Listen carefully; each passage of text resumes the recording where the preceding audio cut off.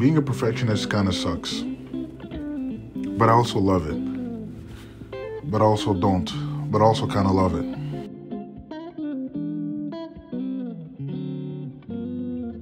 So the thing about being a perfectionist is that you kind of you go through life with a misconstrued perspective on life itself and many other things, because you kind of live life with this mentality that this very black and white mentality. It's either all or nothing, right or wrong, left or right.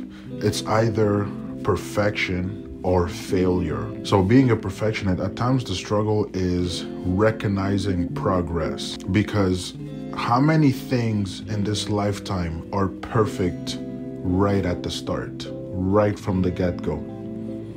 Not many. I can barely think of any. So as I'm sitting here just pondering and thinking about my life and life in general and different aspects of life, I'm just coming to realize that I can get upset at the process. So the good thing about being a perfectionist is that you kind of get this drive where you're literally striving to get better every day, trying to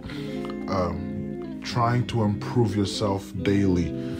Quick shout out to Mamba mentality.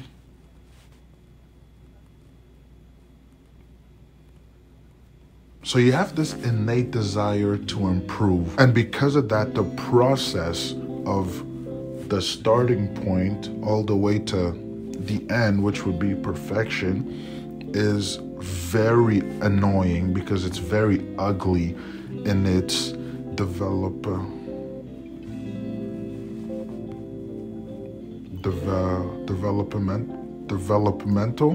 That doesn't even sound right. Developmental.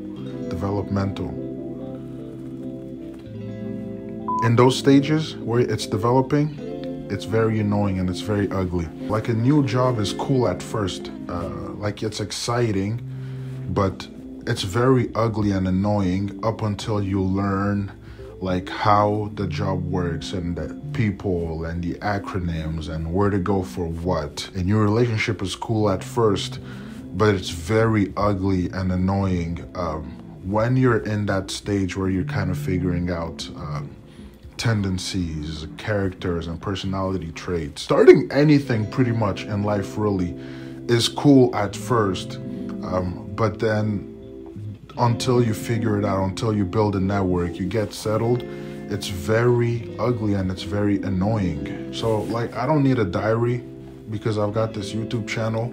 So I was just thinking to myself here, like, how do you then manage expectations? Being a perfectionist, how do you deal with wanting things to be perfect all the time? Because again, that part where you're striving to be better at something, I think is good. I actually think it's good. It's necessary, because that part, that's like where you'll get your ambition, your drive, your motivation, your focus. And so that part is good. It's just, I think it's bad, at least when that part leads you to lend anything you're working at to get it to perfection, because that doesn't exist. So if I were to think about it and break it down, I think maybe two things: either pride and fear. Pride in the sense that you want it to be perfect because of who you are. Maybe there's some expectations of it and you don't want to let anybody down. You don't want to let yourself down. So like, you can't allow yourself to fail, or I don't know, some, again, misconstrued perspectives. And the other would be fear. For example, like fear of failure. Therefore, everything must be perfect. And I remember there was a time in my life where if you were to ask me, yo, what's your biggest fear? I would literally say fear of failure. Like, I don't want to fail. But the older I get, I realize just how dumb that mentality kind of is. Because even if I was afraid, like back then, I knew exactly what I was afraid of failing at. But now that I've passed those things and I didn't fail at those things I was afraid to fail at, now it's just a new set of fears that like, oh, what if I fail at these things? So like, it's got to be perfect. But it's like, for what?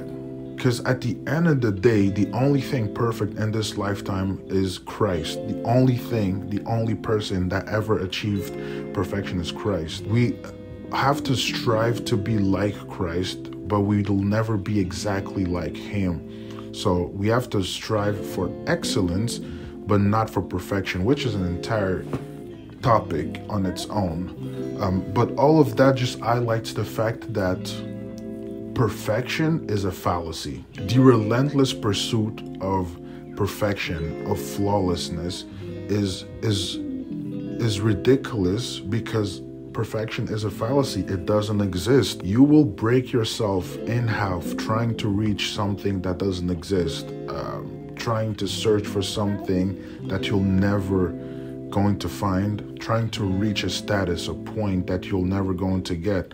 And that's not even like your fault or my fault or anybody's fault. It's just how we were designed. We are fallible. We are humans. And that's not to excuse bad behavior or laziness, for that matter of fact, but it's more for those that strive to make everything perfect. Because there's a lot of those things, if you just give it a little bit of time, it usually works out. If you give it a little bit of room, it works out. Sometimes if you just drop it and let it go, it works out. So what am I really trying to say here? Honestly, I'm not even sure. I was just going through my stuff, reading and thinking, and I landed on this. But I guess the overarching message would be to not stress yourself so much about reaching perfection, and especially if it can be pointed towards either pride or fear. I know I used this Bible verse for like a few videos ago, but it's the Bible. It'll last forever, and it's always applicable. 2 Corinthians 12, 9 and 10. For when I am weak, I am strong. My power is made perfect in weakness.